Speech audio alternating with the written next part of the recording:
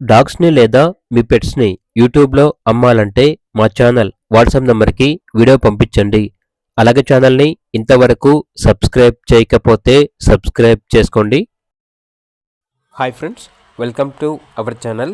ఈరోజు మీకోసం Siberian husky dog అనేది అమ్మకానికైతే తీసుకురావటం జరిగింది.